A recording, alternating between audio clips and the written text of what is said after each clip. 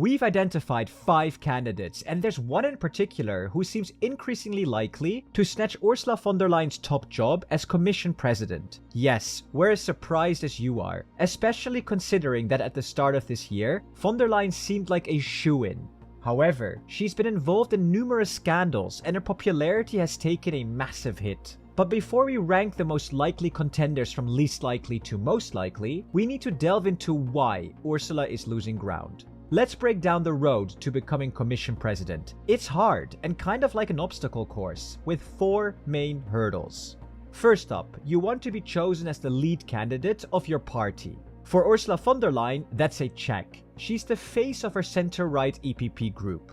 Next, your party actually needs to win the election. This also looks good for Ursula, as the EPP is projected to scoop up the most seats. Therefore, as things currently stand, this could be her easiest hurdle yet. And at the EU Made Simple, we're giving her a 9 out of 10 chance of passing this stage. So on to hurdle 3, where things really start to get tricky. Ursula von der Leyen needs the support of 20 out of the 27 EU countries to back her bid. However, her path is complicated by the loss of goodwill from several EU countries due to scandals like Pfizergate. Here she faced criticism for not keeping records of her tax exchanges with Pfizer's CEO during crucial COVID-19 vaccine negotiations, and for not collaborating sufficiently with member states. Nonetheless, she's likely to get a nod from most of the conservative leaders within her own EPP party, so we can tentatively put them in the likely 4 column. But she'll still need the support from at least 8 more countries. Hungary and Slovakia are openly critical of the Commission's policies, while Ursula von der Leyen's firm support for Israel has sparked backlash from countries like Spain,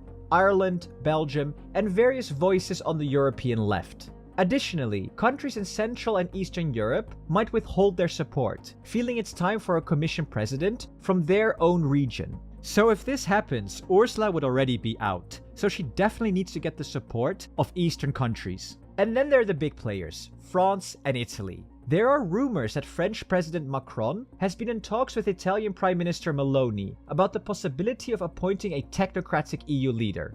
Who might this be, you ask? Well, he's actually our number 2 most likely candidate to take the job from Ursula, and we will reveal more about him later. However, Macron might be playing hard to get. Why, you ask? Well, what better way to extract political concessions to handle domestic challenges, where his party trails significantly behind Marine Le Pen's far-right National Rally in the polls.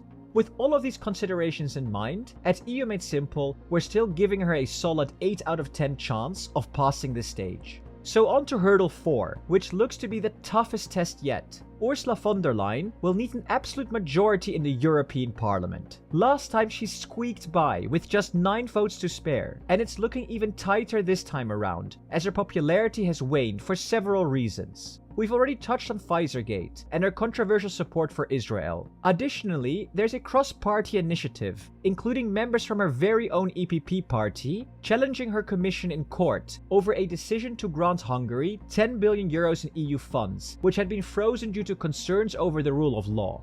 Then there's Peepergate, a recent scandal where she appointed a fellow member to a lucrative position, sparking outrage as potentially more qualified candidates were overlooked. This appointment was subsequently rejected by the EU Parliament. And perhaps most significantly, right-wing parties are gaining ground across Europe, complicating her chances further. She might find herself needing their support, which explains her recent efforts to appease leaders like Italy's Meloni by negotiating migration deals and making joint appearances. At EU Made Simple, we really think this is her biggest test yet, and we're giving her a 6 out of 10 chance of passing this stage. When we combine the odds from the earlier stages, it turns out Ursula has only about a 4.3 out of 10 chance of winning the EU Commission presidency again. Yes, that surprised us too, but this unpredictability makes it all the more fun to now look who's most likely to dethrone Ursula von der Leyen. So on to our rankings, and at number 5 we have Nicolas Schmidt from Luxembourg. Yes, it's super unlikely. He's not even a member of the EPP, and his chances hinge on the SD winning the European elections, where he is the lead candidate. But with the SD's current standing, that's looking very unlikely. Plus, Schmidt is not well known, and even if the SD were to pull off a miraculous win, he might still struggle to gain the necessary support from EU leaders and the European Parliament. At number 4, we have Andrej Plenković from Croatia. He's a member of the EPP party and has served as the Croatian Prime Minister since 2016. Coming from the EU's newest member state, his appointment could send a positive signal to candidate countries on the waiting list. It would also respond to the increasing calls for Eastern Europe to secure a top EU position. His friendship with many fellow EU leaders might ease his appointment, but his confirmation would hinge on his ability to build effective coalitions in the European Parliament, which will be hard.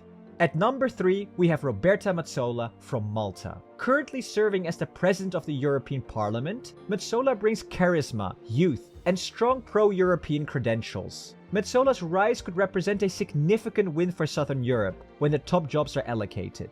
However, she lacks any executive experience, even domestically, and could therefore struggle to secure a majority from the heads of state. While her work in the parliament may have earned her some goodwill, turning this into widespread support could also be tough. And then at number 2, we have Mario Draghi from Italy. As the former Italian Prime Minister and the President of the European Central Bank, Draghi is a heavyweight in European politics. Known for his decisive whatever-it-takes approach during the euro area debt crisis, he's well respected among EU leaders. Even Hungary's Viktor Orban has expressed a liking for him. I like Draghi. I don't know whether I respect him and he's a good man. Okay, thank you so much. However, the EPP might hesitate. Draghi's lack of clear political ties could deter them from offering up the Commission presidency to someone outside of their political circle. Plus, at 76 years of age, Draghi's candidacy could signal a shift towards older leadership, mirroring trends in the US. And then, finally, at number 1, we have Klaus Iohannis from Romania. Unexpected? Probably right. But hear us out. As the president of Romania since 2014, Klaus is known for his stable leadership and has become quite popular among European leaders, especially conservatives. He's also received a lot of praise from figures like Macron and Scholz for keeping Romania firmly in the pro-Western and pro-European camp, especially after Russia's invasion of Ukraine. Many believe it's time for an Eastern European to lead the EU. And Iohannis, who is part of the same EPP political family as von der Leyen, is a prime candidate. He's currently running for the NATO top job, but facing strong competition from Dutch PM Mark Rutte. Therefore, he might be more likely to secure support from a majority of EU leaders for the EU Commission, but winning over the European Parliament could prove challenging. So here's our final list. We were actually toying with the idea of placing Draghi as the main challenger, but since he isn't affiliated with the EPP, we think Klaus just edges him out. Curious about the EPP, the largest EU political group? Then check out our video for the upcoming elections to help you cast an informed vote, or explore the S&D, their main rival. Your vote is super important, so please make sure you participate on June the 9th. Let us know who you think will be the next president in the comments, and please subscribe, like the video, or sign up to Patreon to support the channel. Thank you for watching, and until next time.